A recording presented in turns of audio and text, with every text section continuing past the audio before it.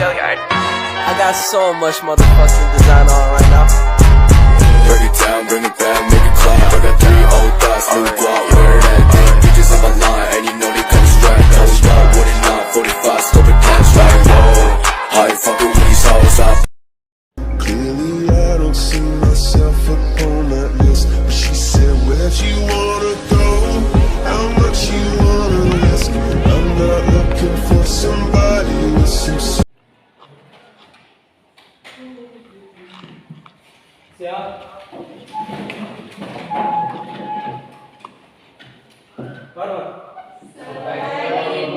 Selamat pagi semuanya, silakan duduk.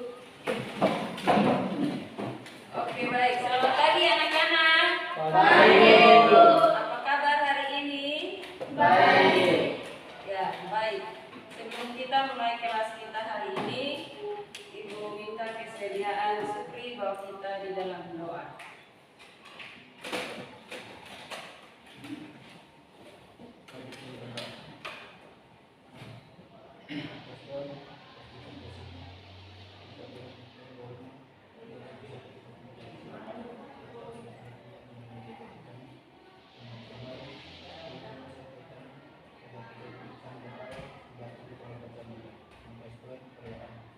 Amin.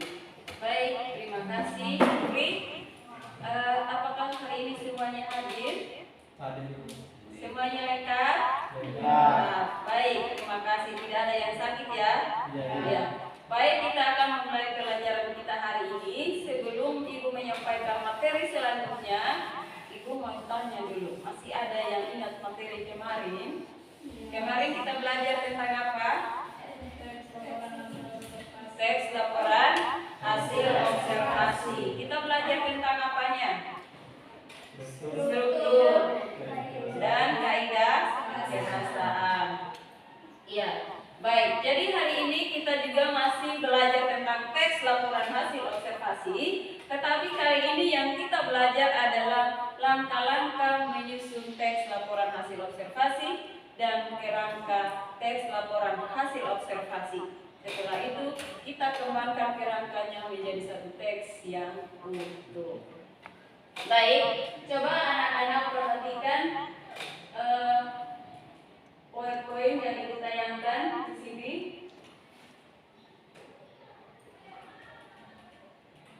Tentang langkah-langkah menyusun teks laporan hasil observasi. Jadi di dalam melakukan teks, di dalam menulis teks laporan hasil observasi, sebelum kita menulis kita harus observasi dulu. Nah, sebelum kita melakukan observasi, langkah-langkah dalam menyusun itu yang pertama harus tentukan objek. Objek itu berupa hewan, tumbuh-tumbuhan, makanan, minuman, bahkan fenomena yang terjadi di alam. Yang terakhir, ketika kita sudah melengkapi data, kita membuat simpulan. Itu berupa manfaat. Kalau di dalam strukturnya, itu bagian terakhir deskripsi manfaat. Nah, itu langkah-langkah dalam menyusun. Sekarang kita masuk di dalam kerangka laporan hasil observasi. Jadi dalam teks laporan hasil observasi, pertama kita membuat kerangkanya dulu supaya ketika kita kembangkan tidak lari keluar dari tujuan kita. Kelompoknya dicampur saja, jangan nanti ini mau melawan apa. Oke, Ibu bagi kelompok dulu ya, sebelum Ibu membagikan LKPD.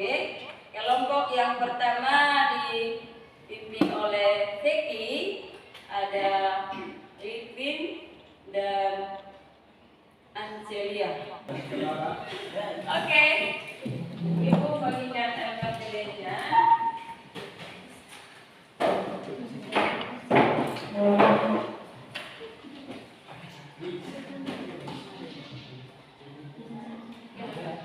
Apa yang terjadi?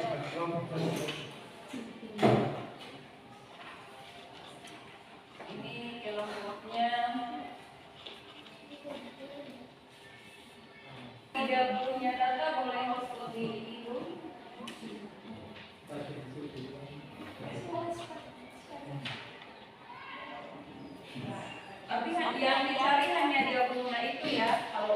kembangkan, usahakan kembangkan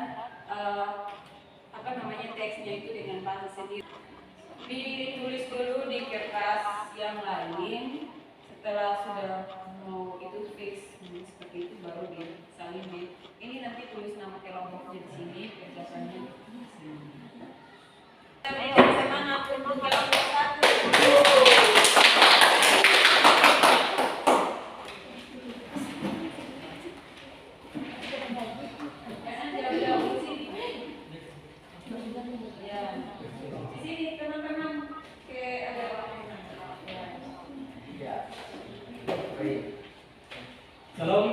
Selamat pagi.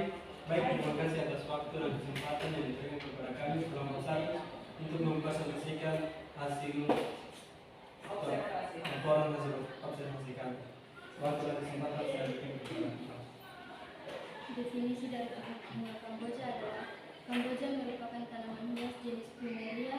Tanaman ini biasanya banyak. Jangan baca panggilan.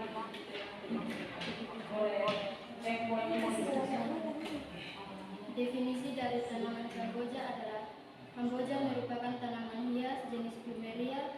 Tanaman ini biasanya banyak dijumpai di berbagai tempat dan diminati oleh banyak orang karena bunganya yang cantik dan menarik. Kamboja dibedakan menjadi 2 jenis berdasarkan warna bunganya, yaitu putih dan merah pink. Tetapi pada umumnya yang sering dijumpai adalah Kamboja berwarna merah dan putih. Klasifikasi batang Kamboja dan daun. Tanaman Kamboja mempunyai batang berkayu keras dan memiliki fungsi sekitar 5 sampai 6 meter. Percabangannya banyak, batang utama besar dan agak keras, dan batang cabang kering. Batang berwarna coklat pudar, cenderung bengkok dan bergetar. Daunnya berbentuk lonjong dengan ujung daun meruncing dan agak lebar, dengan urat-urat daun yang menonjol, sering merontok terutama saat daun lebar. Berwarna merah muda dan biasanya terbuat sebagai makanan. Manfaat dari bunga Kamboja.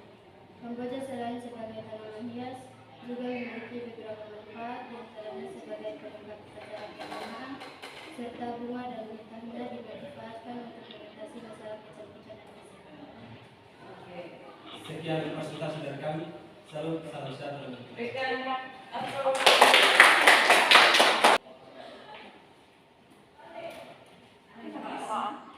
manfaatnya, yang pertama, buah pisang dapat kita makan langsung, tetapi juga dapat dijadikan bahan olahan seperti keripik dan sales pisang dan tepung pisang.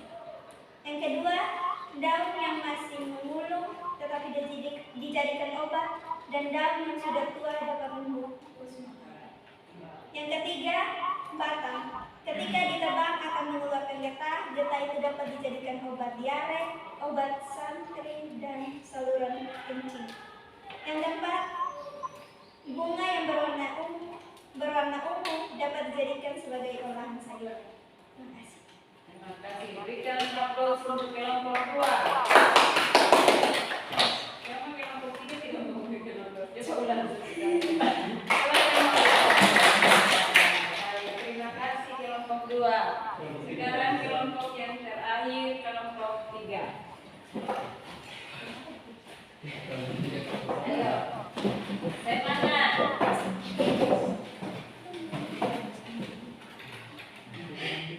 Alam di sini. Ayo. Shalom. Terima kasih atas waktu dan kesempatan yang diberikan kepada kami kelompok 3 untuk mempresentasikan hasil observasi kami. Jagung adalah salah satu tanaman pangan yang menghasilkan karbohidrat dan terpenting di dunia. Jagung dapat ditanam di daerah dataran rendah sampai di daerah pegunungan. Bagian pohon jagung terdiri dari akar, batang, daun, dan biji. Pohon ini dikenal dengan nama sea ice, berasal dari Amerika Tengah, Meksiko bagian selatan. Namun sekarang sudah dibudidayakan di seluruh dunia. Deskripsi bagian, jagung memiliki tinggi sekitar 1 meter atau 1,5 meter. Dan jagung memiliki pelepah, tangkai, dan helai. Bentuknya memanjang antara pelepah dan tangkai. Daun terdapat bida-bida di tulang. Biji jagung berbentuk bulat, licin, mengkilat, dan keras. Bahan jagung tidak berkayu, memiliki ruas-ruas yang nyata dan berubah. 4. Sudah diberikan di LKPD. Tadi Ibu melihat semuanya hampir semuanya sudah benar. Ada di dalam teksnya sudah ada definisi umum, ada deskripsi bagiannya, sudah ada juga dia punya deskripsi manfaat. Juga di dalamnya menggunakan kaidah kebahasaan, ada verba, ada apa lagi? Nomina, ada frasa, ada kalimat simpel dan kalimat kompleks definisi. Oke, baik. Kalau menurut adik-adik dari pelajaran kita yang kita lakukan hari ini, bagian mana yang sulit? Coba kelompok 1. Kamu merasa sulit di bagian mana? Ada yang sulit tidak? Waktu mengamati, mengobservasi gambar. Dia punya jenis ini, sifat. Itu di deskripsi bagiannya. Kalau kelompok 2, susahnya di bagian mana?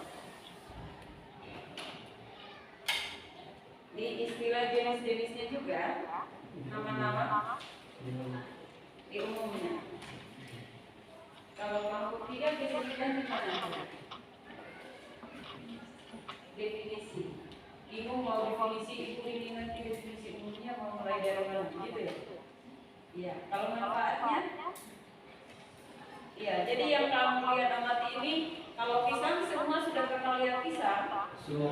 Di rumah ada pisang. Ada. Ya, berarti tidak sulit ya. Kita sudah tahu ciri-cirinya, tanamnya di mana. Pasti atau di tanah. Iya, bukan di pinggir laut. Kalau pinggir laut jadi tidak.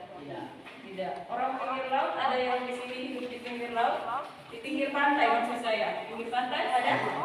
Ada pohon pisang tidak? Tidak jadi. Iya. Kalau ditanam tidak jadi, maksudnya pernah coba tanam tapi tidak jadi. Atau? Oke, baik. Jadi pelajaran hari ini anak-anak senang atau susah?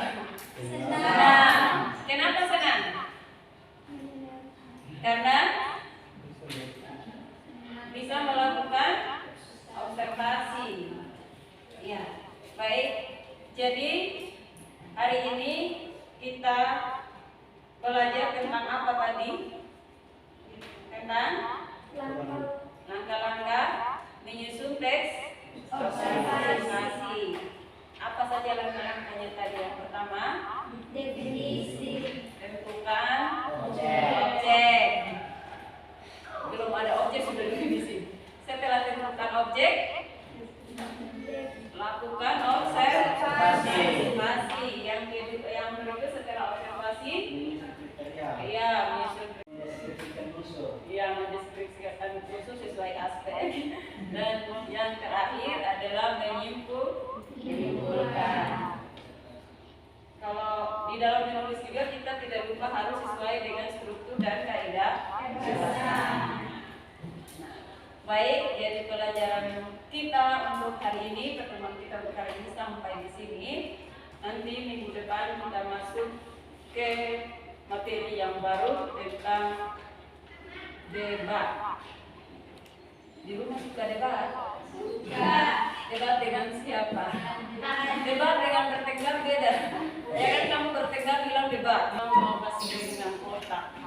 Sekarang kalau ibu bilang panjang, berarti gerakannya harus pendek.